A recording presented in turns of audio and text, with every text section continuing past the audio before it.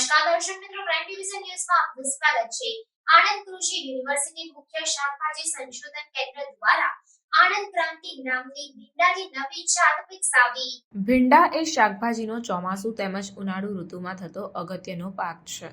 ભીંડાની લીલી કુમળી શીંગોનો ઉપયોગ શાકભાજી તરીકે કરવામાં આવે છે। ભીંડામાંથી વિટામિન એ, બી અને સી તથા પ્રોટીન અને રેસાઓ સારા પ્રમાણમાં મળી રહે છે। આ ઉપરાંત તેમાંથી લોહ અને આયોડિન જેવા તત્વો પણ મળતા હોય। ભીંડા સ્વાસ્થ્ય માટે ઘણા ગુણકારી ગણાય છે। ભીંડા એ સ્થાનિક બજાર અને નિકાસ માટે પણ અગત્યનો પાક હોવાથી તેનું વધુમાં વધુ ઉત્પાદન મળી શકે તે માટે આણંદ કૃષિ યુનિવર્સિટીના મુખ્ય શાકભાજી સંશોધન કેન્દ્ર દ્વારા આણંદ ક્રાંતિ નામની ભીંડાની એક નવી જાત વિકસાવવામાં આવી છે।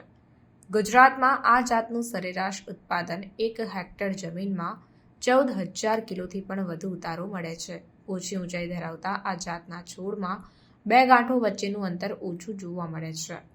આ જાતની શીંગો ઘાટા લીલા રંગની, કૂણી, મધ્યમ લંબાઈની અને પાતળી ટોચ ધરાવતી હોય છે। આણંદ કૃષિ યુનિવર્સિટીનું મુખ્ય શાકભાજી સંશોધન કેન્દ્ર દ્વારા વિકસાવવામાં આવેલ આણંદ ક્રાંતિ નામની જાત આવનાર ચોમાસાની ઋતુમાં શાકભાજીની ખેતી કરતા ખેડૂતો માટે આશીર્વાદરૂપ સાબિત થશે।